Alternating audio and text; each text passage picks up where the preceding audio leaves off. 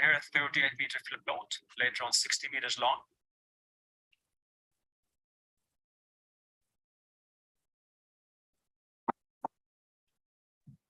Just a few moments, please. We're trying to make sure that everything is set. Yeah, we have lost Olga.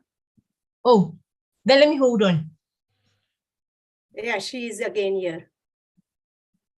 Okay.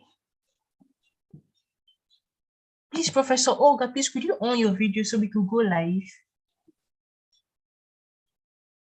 If you can hear me. Thank you very much. Also unmute yourself, Olga.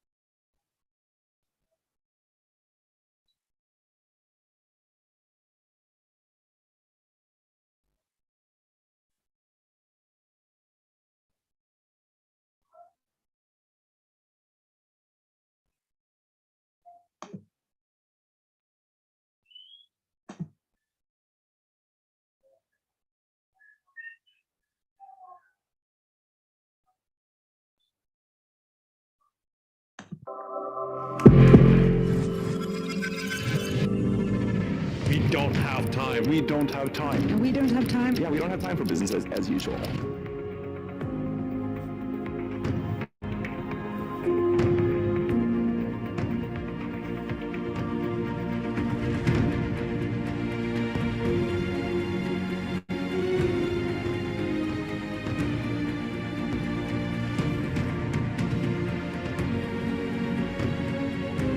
The challenge in front of us is an emergency, but together we are up to the task. I think we know what to do, and I think we have a lot of technologies right here today that we can do them. There's a really big opportunity right now to specifically hold corporations and companies accountable. At the end of the day, we're all fighting for a better future, which is our planet. That gives me incredible hope that everyone's ready to come in together and get this done.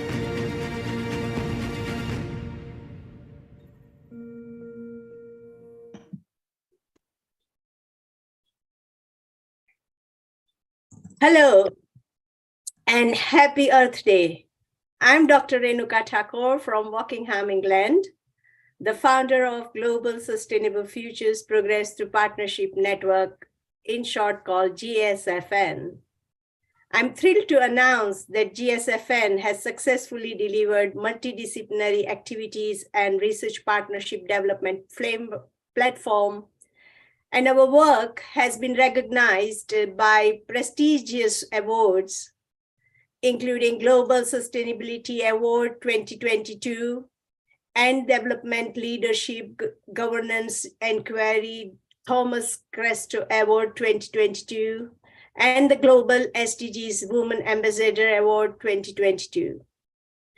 With over 35 years of professional experience engaging with academics, businesses, and individuals from both Global South and Global North to promote climate adaptation, resilience, and just transition, and applying systems thinking and transdisciplinarity to evaluate strategic realities and bringing technologies, emerging trends in data, skills, education, and employment, and future scenarios, GSFN, including 3,000 coordinators, around the world from 147 countries contribute to solve real world problems.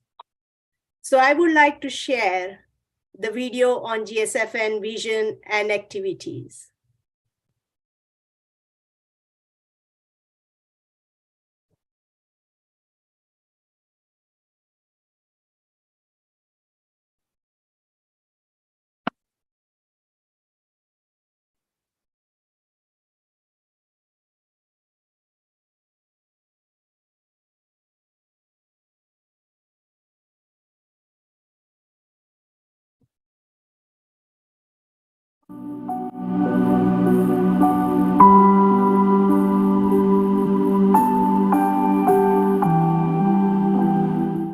Despite very significant development gains globally, which has raised many millions of people out of absolute poverty, there is substantial evidence that inequality between the world's richest and poorest countries is widening. Today, the world has become more complex, and poorer countries have experienced significant economic and social development. However, the inequalities within countries have also been growing, and some commentators now talk of a global north and global south, referring respectively to richer and poorer communities which are found within and between countries. There are many causes of these inequalities, including the availability of natural resources, different levels of health and education, the nature of country's economy and its industrial sectors, international trading policies and access to markets, how countries are governed and international relationships between countries, conflict within and between countries, and a country's vulnerability to natural hazards and climate change. So most importantly, researchers are called upon to address the barriers to climate science in the global south. These culturally diverse nations of global south are united by common threats to their sustainable futures. Challenges faced in creating collaborations, partnerships across national borders and academic disciplines.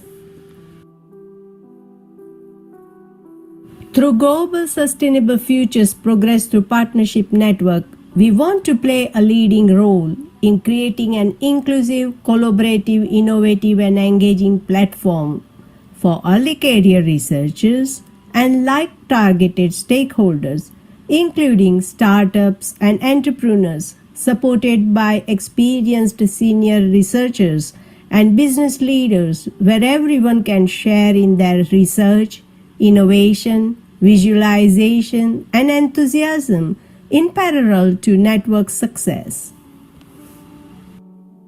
Our fundamental objective is to create a strong research environment, building to a multidisciplinary and multisectoral team of endogenous professionals that would be capable of pursuing and utilizing participatory and integrative approaches in solving public and environmental sustainability problems. Therefore, our priorities are empowering and capacity building, working with researchers to empower communities and individuals, increase independence and support to those who need it, give researchers and stakeholders the legacy of sustainable practices, fair and inclusive, improve economic and social and environmental equality, pursuing development which offers fair distribution and access to good quality life and working conditions. Networking and engagement provide an innovative and global-wide platform to make global sustainable futures progress through partnership network, an effective and well-connected network, transforming traditional society systems to more sustainable systems. And above all, it is sustainability. So, co-create sustainable and resilient development pathways to secure sustainable futures for all and everyone. So, the key focus is mobilization and engagement, building a community of practice, creating a strong leadership, and producing a critical mass of good practices. 800 coordinators from 105 countries have joined me. So I also call upon you to join us and co-create sustainable futures together.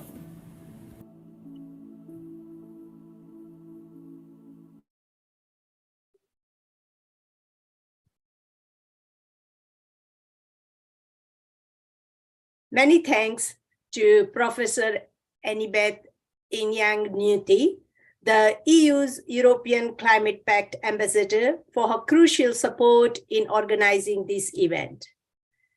She is a Nigerian professor who has served as an ambassador of the EU's European Climate Pact since December 2022. She was named by the Web of Science as the most read researcher in Nigeria and is the current university librarian of the University of Calabar.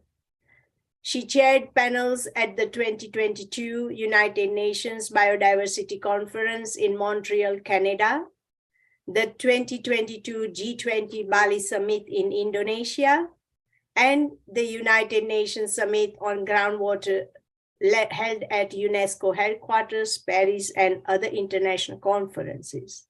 So we are very thankful to her for making these connections, and that is why we are here today. So today we celebrate the beauty and diversity of our planet. We also acknowledge the daunting challenges that face us. Climate change, habitat destruction, and species extinction are but a few of the crises that threatens the delicate balance of our ecosystem. It is up to us to take action, fight for the protection and restoration of our planet, and to leave a legacy of sustainability for future generations. And this is where nature-based solutions come in. By working in harmony with nature, we can create innovative and sustainable solutions that restore our Earth and promote resilience. As we gather for this roundtable discussion on nature-based solution for restoring our Earth, let us be inspired by the spirit of Earth Day today, to collaborate, innovate, and take bold action to promote our planet. Let us forge a path towards a sustainable future, one that honors our shared responsibility to care for the Earth and its inhabitants. The time for action is now, and together, we can make a difference. So today we have gathered experts to discuss the importance of nature-based solutions and their potential for restoring our planet. We are pleased to have Dr. Kushal Adhikari joining us from Huntington, Pennsylvania. He is an assistant professor of environmental engineering at the Juniata College. Dr. Kushal Adhikari, an assistant professor of environmental engineering at the Juniata College, focuses on integrating sustainability dimensions into engineering to build a sustainable and resilient society, with an emphasis on reducing, reusing, and recycling. His research interests include water sustainability through reclamation and reuse, climate-smart agriculture, water resource management, optimization techniques, food research, energy, water nexus, and material sustainability. Dr. Adhikari has published extensively in prestigious professional journals such as Journal of Environmental Chemical Engineering and the Journal of Water Process Engineering, and has presented at multiple national and international conferences, including ASCE, EWRI, AWA, GSFN, and Transformative Innovation Policy Consortium 2022, where he recently served as a panel speaker. So hello, everyone. Hello, Kushal Adhikari. Hello, everyone. Good morning, good afternoon, good evening. So next we have from MAN, Botswana, Professor Olga Liza Kupika. She is a natural resources conservationist and climate change expert with over a decade of experience in research, teaching, and community service. Until April 2023, she served as a chairperson of the Department of Wildfire Ecology and Conservation at Chinhoyi University of Technology, Zimbabwe, and is recognized as the founding member of the Center for Climatology and Applied Research. As for now, very recently, Olga is the Senior Research Fellow in Climate and Adaptation at Okavango Research Institute, University of Botswana. She is experienced leading and working in multidisciplinary teams and is skilled at communicating with stakeholders and research partners at local, national, regional, and international forums. Her expertise are climate resilient projects, climate change advocacy, agroecology and climate change adaptation, nature-based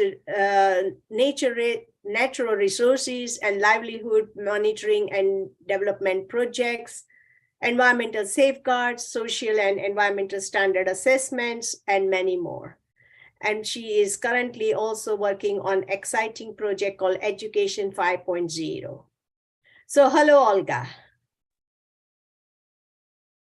Greetings, everyone. Hello, everyone. Good afternoon, good evening, good morning, wherever you are. Thank you, Roniko. Thank you, thank you. We are sorry to announce that we do not have Nancy Marunga, the director of Chemical Foundation today to join us this discussion due to unforeseen personal circumstances.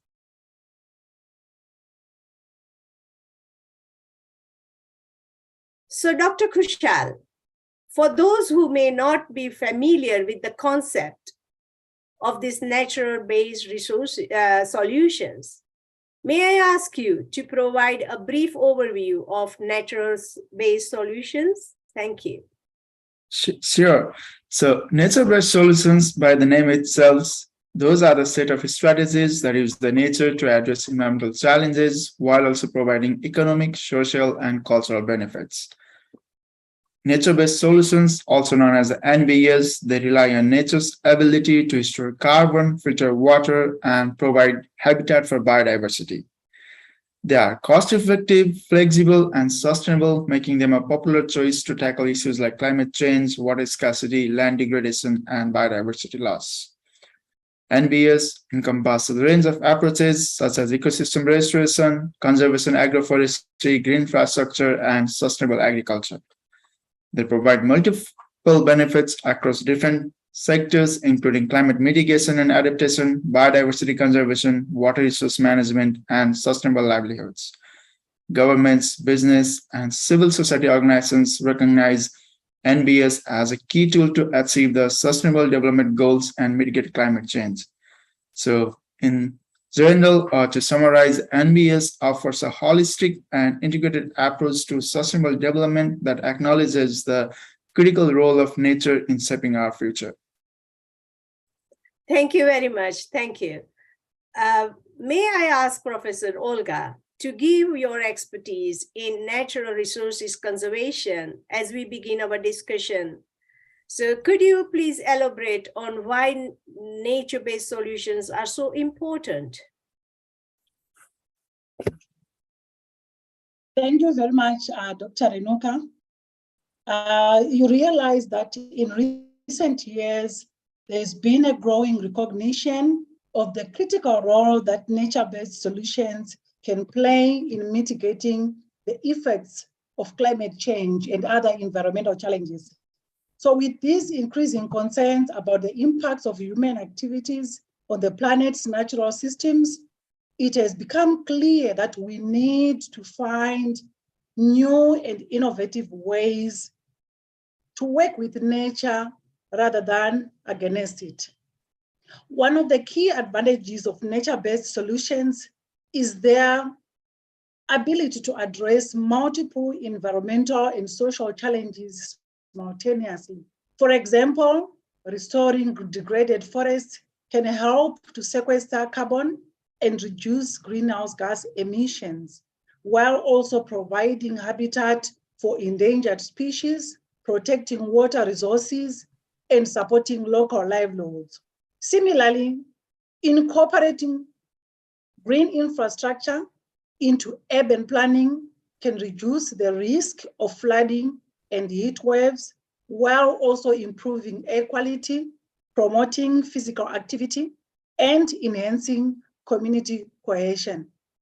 Another key benefit of nature-based solutions is their potential to build resilience in the face of uncertain and changing conditions. So as we continue to experience the effects of climate change across the globe, such as more frequent and severe weather events, it is increasingly important to have systems in place that can adapt and respond to these challenges. Nature-based solutions can help to enhance the resilience of natural systems, making them more able to withstand and recover from disturbances such as floods, droughts, and wildfires. Overall, nature-based solutions offer a promising way forward for addressing some of the most pressing environmental and social challenges of our time. By working with rather than against nature, we can create more sustainable, resilient, and equitable communities that benefit both people and the planet. Thank you very much, Renuka. Over to you.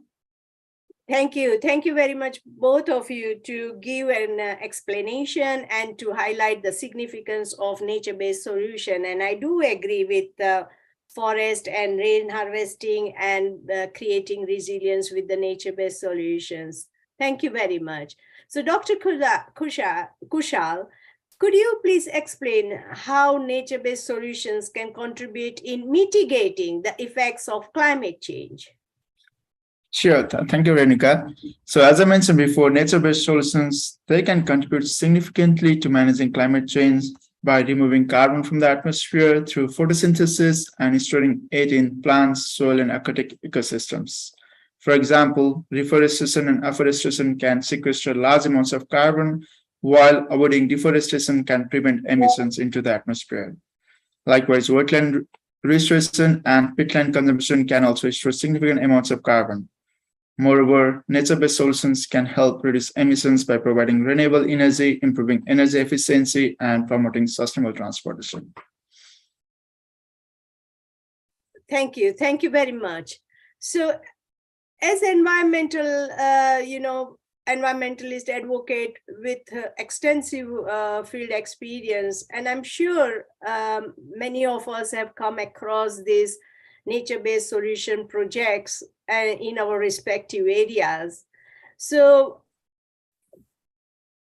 could you please share some examples of successful projects that you have come across, and how have these projects helped address climate change and promote sustainability, and what lessons we have learned from them? So maybe Kushal, you can go first.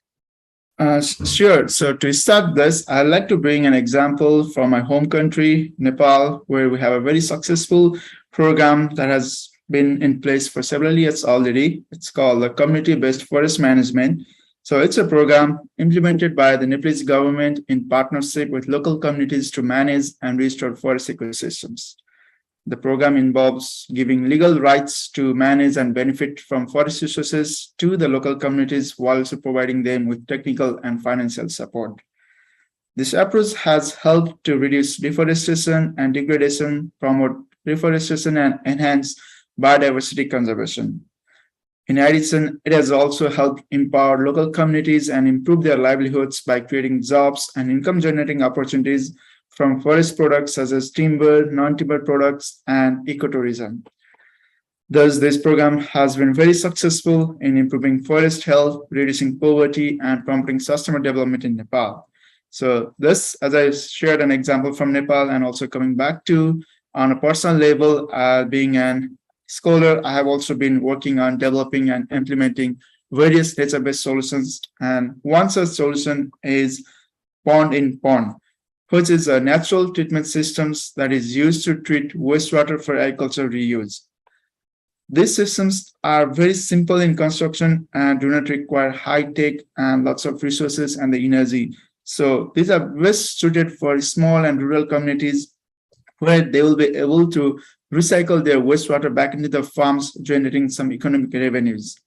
Apart from this, it also helps preserve freshwater resources, as agriculture is one of the major consumers for our freshwater resources. So like this, and currently I'm also working on how we can best manage the urban runoff or the stormwater runoff to protect our ecosystem while also preserving the alternative sources of water for us. So these are some examples that I've come through and some I have been working on, and they offer a big advantage to preserving our planet. Thank you. Thank you very much for sharing these examples, very, very innovative and also unique examples where you have engaged, like government and community have engaged, and you have your research also show on personal basis. And that has been probably validated as it is your research. So I think these are great examples. Thank you very much, and a great job you have done. So Professor Olga, I know that you have this extensive experience in wildlife ecology and conservation. So, and again, in addition to your climate change adaptation and so on. So, given your background, would you be able to share an example of successful project in your field where you have been involved, and particularly maybe given your recent experience in Zimbabwe? So please share with us. Thank you. Thank you very much, Renuka. I will share personal experiences from part of a project where I've been a principal investigator, more on the knowledge generation side, as part of a program which was administered by the African Academy of Sciences, named the Climate Research for Development. So the CR4D project was focusing on the Great Limpopo Transfrontier Conservation Area in the southeastern part of Zimbabwe. So you find that this landscape provides a variety of nature-based solutions that involve the restoration and management of a large protected area landscape in this part of Zimbabwe.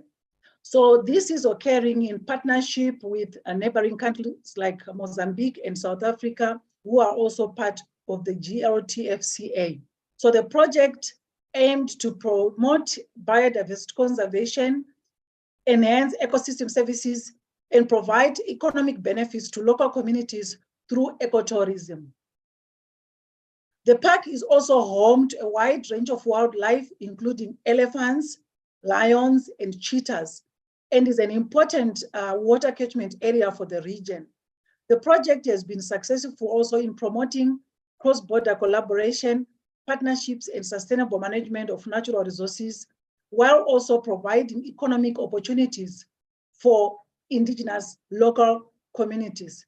So the Great Limpopo Transfrontier Conservation Area has become a popular sustainable tourist destination, generating revenue and creating jobs in the region. It is also a successful example of how nature-based solutions can promote conservation and sustainable development in Africa, particularly from semi-arid environments in the savannah. Thank you. Thank you. Thank you very much, Professor Olga and Kushal. You know, at Junita College, Olga, your research in environmental engineering, I believe, aims to integrate sustainability dimensions into engineering practices. No, I'm sorry. It is Kushal who is at Junita College. So your research in environmental engineering aims to integrate sustainability dimensions into engineering practices to create a sustainable and resilient society. Given your expertise, we would like to hear your thoughts on how we can effectively scale up and mainstream these nature-based solutions to address the global environmental challenges we face today. Sure. Thank you, Renika, again. So again, there are several approaches that can be taken to promote nature-based solutions and adopt them on a global scale. So first of all, I would say raising the public awareness and promoting the benefits of nature-based solutions is the key thing. And this can be done through education, media, campaigns, and stakeholder engagement. Secondly, there needs to be policies and regulations in place to encourage the adoption of nature-based solutions. And for example, this can be done by providing tax incentives or subsidies to the businesses that want to invest on the nature-based solutions. Third, we can have a partnership between public and the private sectors to mobilize the resources and expertise to support the implementation of nature-based solutions. And lastly, ideas on innovative financing mechanisms such as green bonds and carbon credits can also help fund the scaling up of nature-based solutions. So these are some, I would say, simple approaches that can be taken to mobilize and expand the adoption of nature-based solutions on a global scale. Oh, thank you. Thank you very much for very particular solutions to be, applicable on this area. So, Olga, what do you consider to be the key challenges and limitations facing these nature-based solutions in their efforts to address these global environmental challenges we face today? Thank you, Renuka. The challenges and limitations of nature-based solutions primarily revolve around a lack of clear definitions and standards. There is limited data on long-term impacts, the potential to exacerbate social inequalities, technical limitations, and funding constraints. These challenges can result in ineffective implementation, unintended consequences, and inadequate funding for nature-based solutions, which could hinder their sustainability and cost effectiveness. So addressing these challenges basically requires careful planning, extensive research, stakeholder engagement, and innovative financing mechanisms to promote the effectiveness, inclusivity, and sustainability of nature-based solutions. Thank you. Thank you very much, Olga. I think these problems are really, important or critical to know so that we can act on this and provide some solution. We need to get together, do some research on this, and definitely contribute to it. So thank you very much. Kushal, as an environmental engineer, you develop solutions to these problems, and may we know that how we can overcome the challenges and limitations of these nature-based solutions face when addressing these global environmental challenges. Do you have any idea to share? Sure. Thank you, Renika, again. And I'll just like to follow up with what Professor Olga mentioned, and as she highlighted some major challenges. So basically, to address those challenges, we need to have a comprehensive and multifaceted approach to deal with that. So first of all, we can work towards establishing clear definitions and standards for nature-based solutions so that we can ensure their effectiveness and increase their adoption to a larger community. Secondly, investing in more research, because again, research leads us to new innovations and discoveries. So more research can help us gain a better understanding of the benefits and limitations of nature-based solutions, and it will aid in the developing new and innovative approaches. Thirdly, prioritizing social inclusivity is crucial to ensure that the benefits of nature-based solutions are distributed equitably and that all stakeholders are involved in the decision-making process. Additionally, we can also implement innovative financing mechanisms to support the development and implementation of nature-based solutions. Lastly, adopting a systematic approach that addresses the complex interplay of social, economic, and environmental factors is necessary to create sustainable and effective solutions to global environmental challenges. So by adopting these strategies, I believe we can overcome the challenges and limitations faced by nature-based solutions and pave the way for a more sustainable future. Thank you. Thank you very much. Yes, very, very important points you have made. So thank you very much. And I also believe, that these all nature-based solutions fall mainly into adaptation part of our climate change.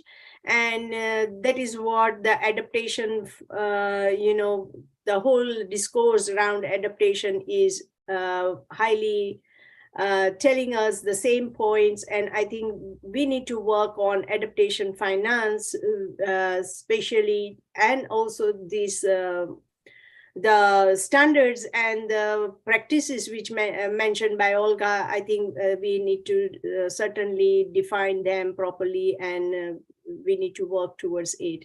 So I think we are just about the time, only 5 minutes left. I would like to welcome any, if you want to share any final comments. So probably I'll ask Kushal again to just give me some final highlight comments today, if you want to share any closing remarks. Sure. Again, as we discussed, like nature-based solutions, those aren't like, I wouldn't say those are the new innovations that we are bringing. Those are something that were already in place, but again, lack of awareness and lack of support and enough research on them has been a challenge that hasn't been widely adapted. But there is also a good news that it has now been explored very extensively across different parts of the globe. And I believe with proper support, proper regulations and policies, and more research will help us motivate and help us adopt more of such nature-based solutions and aiding in preserving our planet Earth. And on the very special day of Earth Day, I'd like to encourage and support everyone who is working on this field. And thank you for preserving the Earth planet. Have a good day.